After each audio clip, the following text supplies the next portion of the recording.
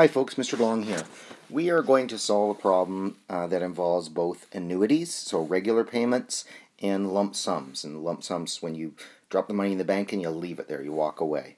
And this one also has irregular payment intervals. So this is a more challenging question, but it's more of a real life type question, the way things get done. So let's look at this. You can read that over, but here's basically what happens. And so you're depositing $8,000 4 times. Okay, 1, 2, 3, 4 times because it occurs at age 30, age 40, age 50, and age 60. So you're investing that money 4 times, and it's $8,000. And then what you do is, once you get to the end, that will have a future value. There'll be a future value for that annuity. Let's circle that. That's important. So those payments will have a sum. It's like a series. It is a series. Will have a sum that's equal to the future value of the annuity.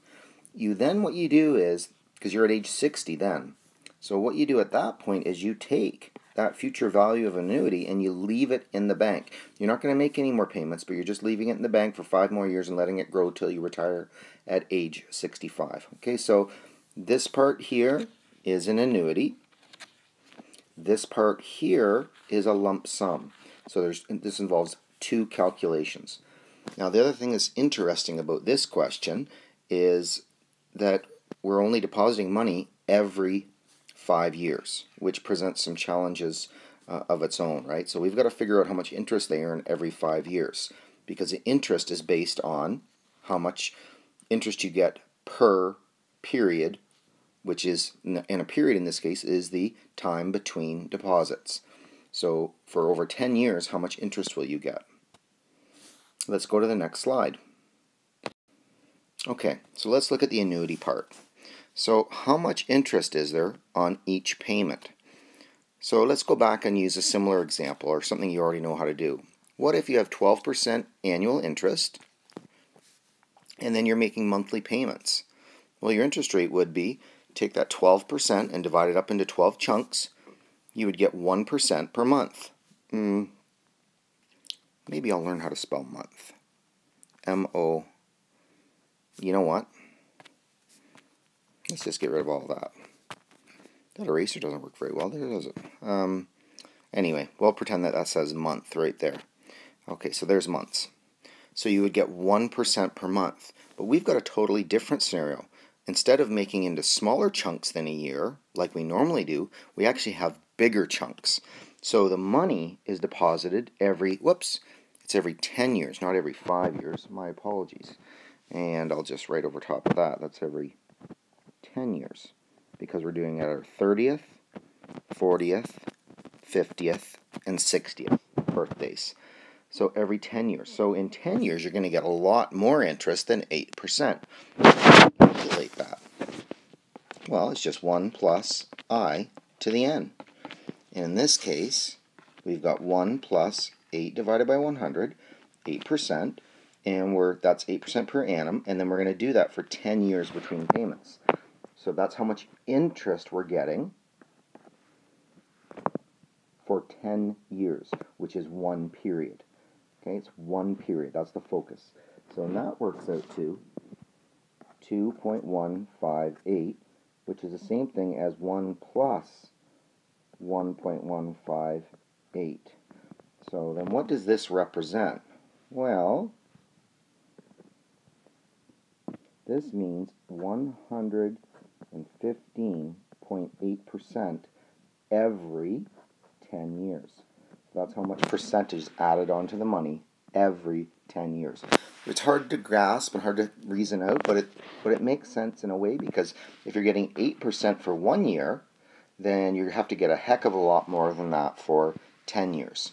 So if you look at it from that perspective, 8 times 10 is 80. So that gives you 80%, but the money is growing compoundly. That would be if it was simple interest, but since there's interest on the interest on the interest, you actually get 115%, 0.8 every 10 years. So now that we know that, we can move on and actually do an annuity calculation. And I really encourage you to pause and look over this to make sure you understand. Okay, so let's look at our annuity. There's our formula. Payment times 1 plus I to the n minus 1 divided by I, and I represents the interest in decimal. Okay, so our payment is pretty clear. Our payment is $8,000.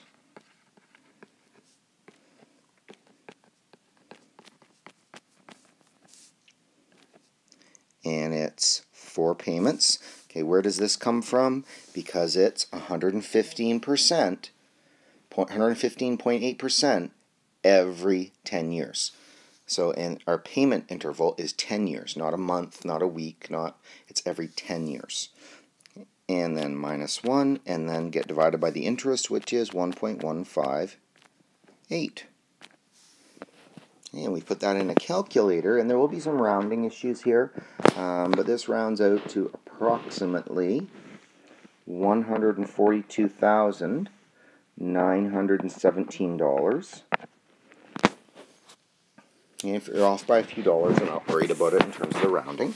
So that is the amount of the annuity. Okay, and that's what you have at age 60. You have the amount you have now is $142,917. And then what you're going to do is you're going to leave that in to age 65, but not making any payments. So it's a lump sum.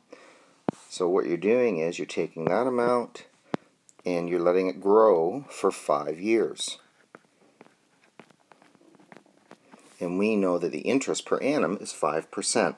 So this becomes like our P, and now we want to figure out our A over here in 5 years. Okay, so this annuity, the future amount of the annuity, turns into the principal for a lump sum. Okay, the principal for a lump sum.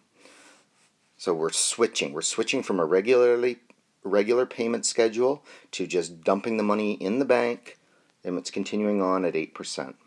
So that the formula we want to use with that is right here. This is the lump sum formula. A equals P times 1 plus I to the n. Now our I's changing because we're back to just 8% per annum because we don't have this payment schedule anymore.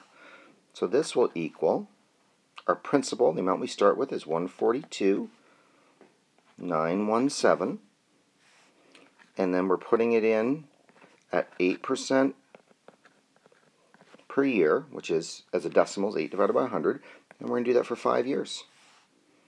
So our future amount at age 65 will be approximately $209,993.